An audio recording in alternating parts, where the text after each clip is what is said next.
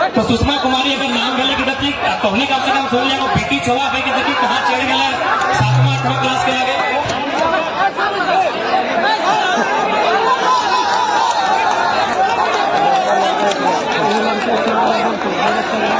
झारखंड की बेटी सुषमा कुमारी जेबी के एसएस के सभी सदस्यों तथा यहाँ आए हुए सभी लोगों को झारखंडी जोहार करती हूँ।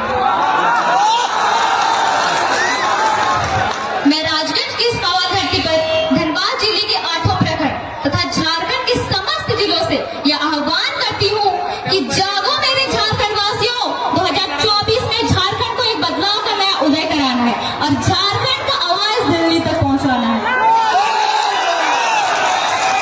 क्योंकि बहुत जुल्म हुआ हम झारखंड वासियों के साथ। अब ये जुल्म रुकनी चाहिए।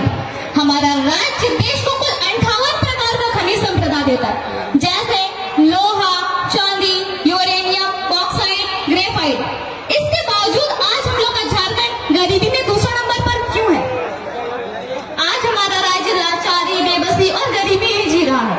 आज हम समस्त झारखंड वासियों को एकजुट होकर लड़ना होगा, बुराइयों के खिलाफ, भ्रष्टाचारियों के खिलाफ तथा सरकार की गलत नीतियों के खिलाफ, क्योंकि विनोद बिहारी महतो ने कहा था कि लड़ना तब है जब माटी, बेटी और रोटी संकट में हो, और आज ये तीनों संकट में आ चुकी है और आज हमें एकजुट होकर लड़ना ही होगा। अब हम अपनी इस माई माटी की छाती को और फिरने नहीं देंगे, क्योंकि वक्त आ गया है झारखंड में राज कर रहे समस्त भ्रष्टाचारी नेताओं तथा अन्य प्रदेशों के मंत्री तथा महामंत्री को झारखंड से उखाड़ फेंकने का। हाँ झारखंड वासी, जब 4,345 पंचायत में जब 4,345 मुखिया तथा सरपंच बना सकते हैं, 936 जिला परिषदों की सीटों पर जब 536 जिला परिषदों के सदस्य बना सकते हैं, 24 जिलों में जब मुखिया मतलब 24 जिलों में जब संसद बना सकते हैं, 24 जिलों में जिला परिषदों के सदस्य तथा विधायक बना सकते हैं, तो क्या 81 विधानसभा की सीटों पर और 14 लोकसभा की सीटों पर संसद तथा विधायक नहीं बना सकते हैं? जरूर बना सकते हैं और बनाएंगे।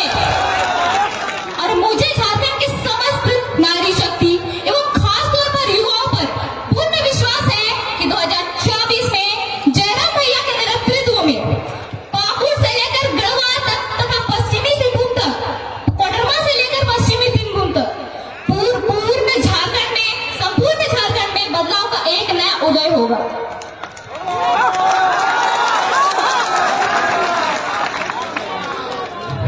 झारखंडीय पार्टी को जगराने के लिए तथा झारखंड के नागरिकों को अपने हक, अधिकार और पहचान के लिए जयराम भैया के नेतृत्व में जो आग लगी है वो आग बुझने नहीं देना है,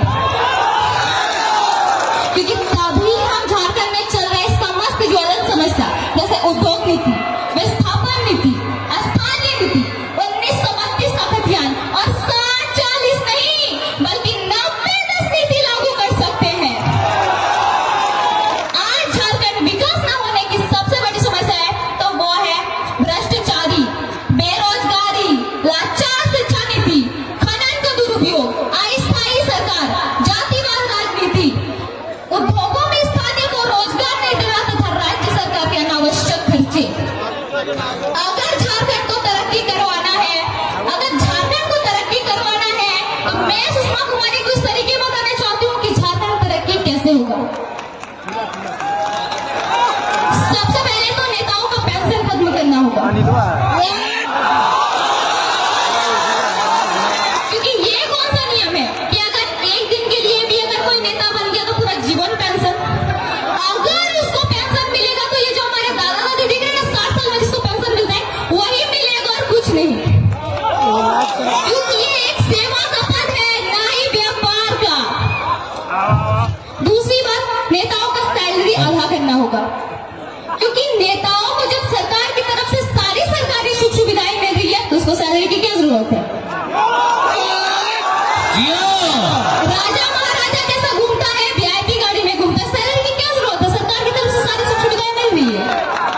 तीसरी और सबसे महत्वपूर्ण बात, झारखंड के राजनीति से नेपोटिज्म खत्म करना होगा, क्योंकि झारखंड में एसएससी और जेपीएससी एग्जाम का तो कोई ठिकाना ही नहीं। पेपर लीक होता है,